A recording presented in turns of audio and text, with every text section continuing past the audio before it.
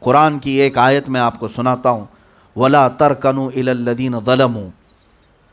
کیا ہے اس آیت کا مطلب؟ رب تعالیٰ فرماتا ہے جو لوگ ظالم ہیں ان کی طرف جھکاؤ بھی مت رکھنا۔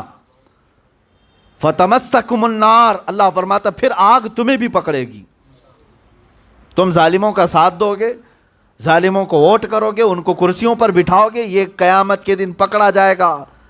تم اس کو سپورٹ کرتے تھے جو پورے مسلمانوں کا خون بہاتا تھا، قتل عام کرتا تھا۔ ظالموں کی طرف جھکاؤ بھی مت رکھو، قرآن کہتا ہے وَلَا تَرْكَنُوا إِلَى الَّذِينَ ظَلَمُوا۔ اور پھر دوسری آیت ہے وَلَا تَقْعُدْ بَعْدَ الذِّكْرَى مَعَ الْقَوْمِ الظَّالِمِينَ۔ جب اللہ نے تجھے یاد دلا دیا ہے، ہدایت تجھے ملی ہے، تو ظالم کے ساتھ بیٹھنا بھی مت، اس کے ساتھ نہ بیٹھنا۔ یہاں لوگ سیلفیاں لینے میں بھی اپنے آپ کو فخر محسوس کرتے ہیں ظالموں کے ساتھ، ہاں ان کے ساتھ فوٹو نکال لیں، اور تاکہ پورے سوشل میڈیا پر ہم چلائیں کہ ہمارا بھی وہی سٹیٹس ہے جو یہ ظالم کا ہے۔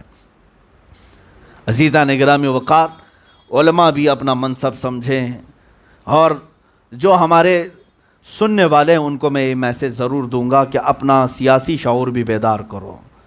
اللہ تعالیٰ نے جو تمہیں طاقت و قوت عطا کی ہے، آج بھی تم جو ہے اپنے فیصلوں سے بہت کچھ بدل سکتے ہو۔ مجھے افسوس اس بات کا ہے کہ اب پورا ہندوستان سونے لگ گیا ہے۔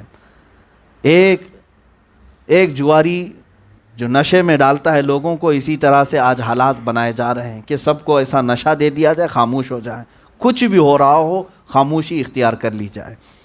نہیں میرے عزیزو، یہ خاموشی سب کو تباہ کرے گی، برباد کرے گی، ہماری بھی کوئی زندگی باقی نہیں رہے گی۔ اب لوگ یہ سمجھتے ہوں گے کہ یہ بول رہے ہیں، فلاں چیز کر رہے ہیں، سختیاں ہو رہی ہیں۔ مجھے پتہ ہے ہم نے سر یوں ہی اوکھلی میں نہیں رکھا ہے، ہمیں پتہ ہے کہ جب سر اوکھلی میں رکھا جاتا ہے تو مسل بھی آ سکتا ہے سر پہ، تو اب ہم اس سے نہیں ڈرتے، خوف نہیں رکھتے۔ میرا ضمیر صرف اتنا کہتا ہے کہ اگر ظلم دیکھو تو آواز تو بلند کرو۔ میرے آقا صلی اللہ تعالیٰ علیہ وسلم نے ارشاد فرمایا جب تم برائی دیکھو تو ہاتھ سے روکو، نہیں روکنے کی طاقت ہے تو زبان سے روکو، اس کی بھی طاقت نہیں ہے تو دل سے برا جانو اور وہاں سے اٹھ جاؤ۔ اور ایمان کا یہ سب سے کمزور حصہ ہے، دل سے برا جاننا۔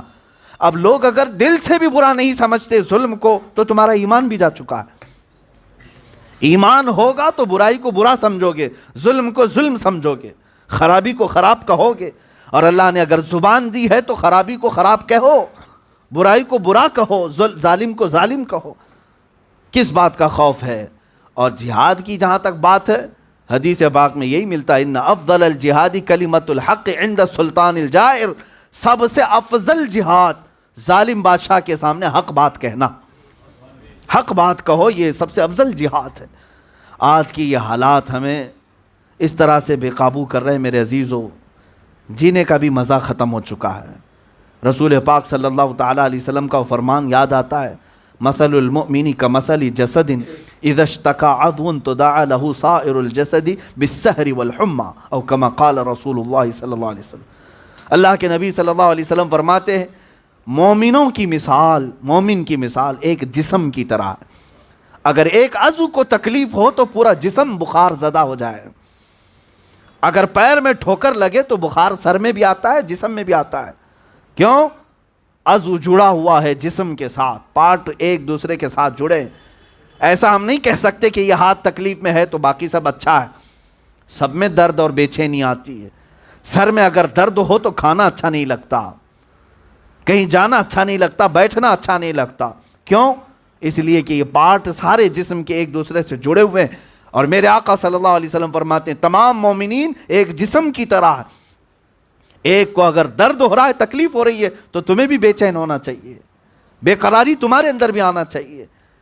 آج لوگ یہاں پر بڑی بڑی پارٹیاں اور بڑے بڑے خوشیوں کے ماحول میں تو جی رہے ہیں، لیکن ان کے گھروں کی ذرا برابر تمہیں خبر بھی نہیں، جن کے گھر اجاڑ دیے، ان کے گھروں کو جلا دیا گیا۔ کتنے چھوٹے بچے ایسے ہیں جو یتیم ہو چکے، اپنے ماں باپ کا سایہ ان کے سروں سے اٹھ چکا ہے۔ کیا ان باتوں کا درد ہمارے سینے میں نہیں آ سکتا؟ اور اگر درد نہیں آتا ہے تو پھر ایمان کی خیر مناؤ، اپنے ایمان کی خبر لو۔ مومن ہے تو دوسرے مومنین کا درد محسوس کرو۔